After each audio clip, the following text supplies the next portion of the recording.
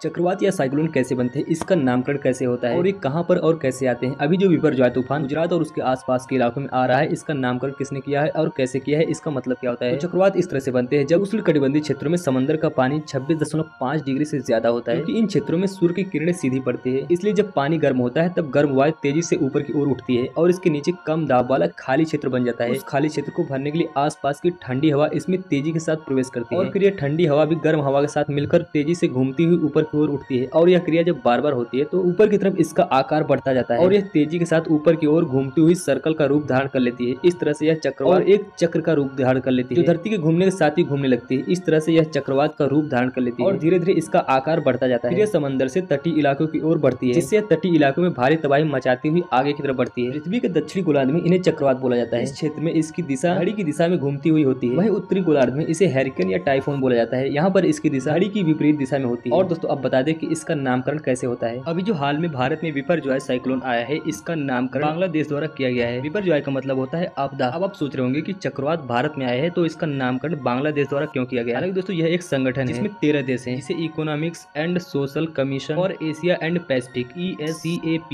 इन 13 देशों द्वारा इन क्षेत्रों में आए तूफान का नामकरण किया जाता है, जो कि आने वाले चक्रवात का नामकरण करते हैं। यह नाम पहले से ही तय होते हैं। इसमें जिस देश की बारी रहती है उसके द्वारा सुझाए गए नाम को रख दिया जाता है। तो इस बार बांग्लादेश की बारी थी, इसलिए बांग्लादेश ने इसका नामकरण किया। इन देशों का क्रम अल्फाबेट के हिसाब से तय किया जाता है। जो नाम एक बार रख दिया जाता है उसे दोहरा नहीं जाएगा, जो नाम एक बार रख दिया जाता है उसे दोहरा नहीं जाता। जैसे ही तूफान आता है फिर उसका नाम सुझाए गए नाम को रख दिया जाता है। यह नाम पहले से तय होते हैं। बाकी अगर आपको यह जानकारी पसंद आई हो तो लाइक कर देना और चैनल को सब्सक्राइब करके जाना। मिलते हैं अगले वीडियो में किसी नए टॉपिक से। जय हिंद।